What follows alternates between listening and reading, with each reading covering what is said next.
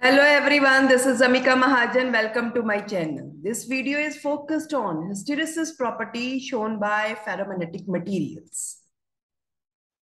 When we study relation between magnetic induction and magnetizing field, in case of ferromagnetic material, it is little bit complex in nature. To understand it further, we take unmagnetized ferromagnetic bar, place it in solenoid and increase the current through the solenoid. But we find magnetic induction goes on increasing, and after certain time it attains saturation. It is depicted by the graph OA.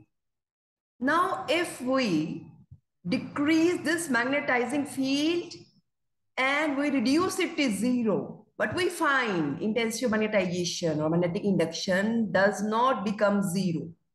This magnetizing field at which induction is not reduced to zero is represented by the curve AB.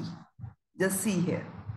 We are reducing H and it has become zero at point B. Still, induction is not zero.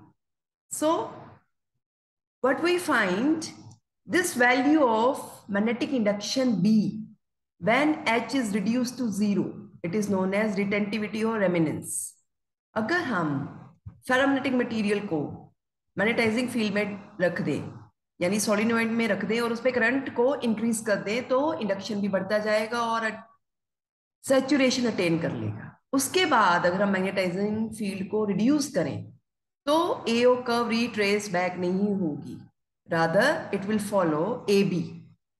जब ये AB को follow कर रही है, but we find कि magnetising field तो zero हो गया लेकिन इंडक्शन जीरो नहीं हुआ. ये जो इंडक्शन रह जाता है इसी को रेजिडुअल मैग्नेटिज्म बोलते हैं, इसी का नाम रिटेंटिविटी है.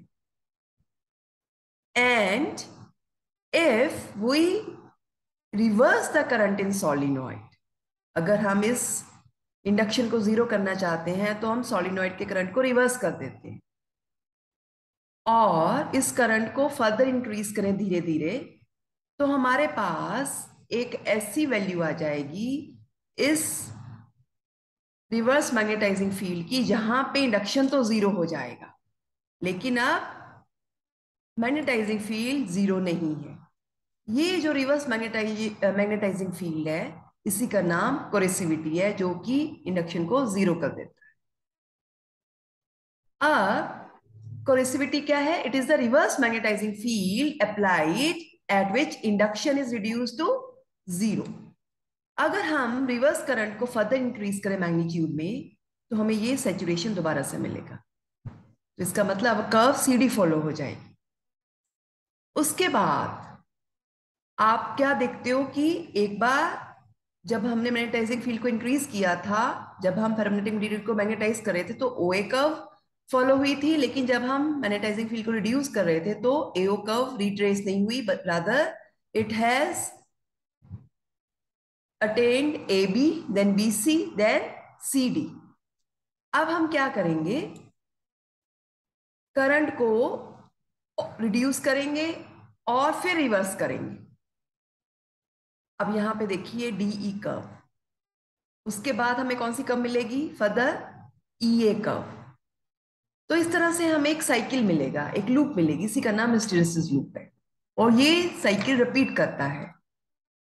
तो basically for a given value of H, this induction is not unique, but it depends upon previous history of the sample and this phenomenon is known as hysteresis. वैसे hysteresis का meaning क्या है? Lagging behind. अब इस case में क्या lag कर रहा है? Induction behind the magnetising field. यानी जब हम मैग्नेटाइजिंग फील्ड को जीरो कर देते हैं तो इंडक्शन रह जाता है. अगर हम इंडक्शन को जीरो करना चाहते हैं तो हमें रिवर्स मैग्नेटाइजिंग फील्ड अप्लाई करना पड़ता है. एक बार अगर हमने फेरोमैग्नेटिक मटेरियल को मैग्नेटाइज किया है तो दोबारा ऐसी कंडीशन नहीं आई जहां पे H भी जीरो हो जाए और B भी जीरो हो जाए, यानी कि OA कर्व रिवर्स डायरेक्शन में AO कर्व रिट्रेस नहीं हो रही है. So basically this hysteresis curve, it helps us to select suitable material for permanent magnets and electromagnets and also to make the cores of transformer. अब permanent magnet कौन से होते हैं? Which retain ferromagnetic property at room temperature for a longer period of time. अब इसमें जो material हमने select करना है उसकी भी खास प्रॉपर्टी होगी, वो डिपेंड करेगा उसकी कोरेसिविटी क्या है, रिटेंटिविटी क्या है और परमिएबिलिटी क्या है। बेसिकली जो परमानेंट मैग्नेट है बहुत सारे तरीकों से बनाए जा सकते हैं। एक तरीका है कि स्टील के बार को बार मैग्नेट के साथ एक पर्टिकुलर डायरेक्शन में रब करें। दूसरा तरीका है उसको सोलिनॉइड में रख दें और उसमें करंट एक पर्टिकुलर डायरेक्शन में पास कर दें। तो इस तरह से हमें परमानेंट मैग्नेट मिल जाएंगे। Now the material should have high coercivity, high retentivity, high permeability. अब बेसिकली हाई कोरेसिविटी क्यों होनी चाहिए या हाई रिटेंटिविटी क्यों होनी चाहिए, पहले हम स्टडी करेंगे कि हाई रिटेंटिविटी क्यों होनी चाहिए, ताकि जो मैग्नेट बने वो स्ट्रांग बने। और हाई कोरेसिविटी इसलिए होनी चाहिए कि स्ट्रे मैग्नेटिक फील्ड या टेम्परेचर फ्लक्चुएशन या कोई मैकेनिकल डैमेज है वो उसको ज्यादा इंपैक्ट ना डाले, यानी इंटेंसिटी ऑफ मैग्नेटाइजेशन इरेज ना हो by stray magnetic fields, temperature fluctuations और minor mechanical damage. So the material which is preferred will be steel, alnico, cobalt steel.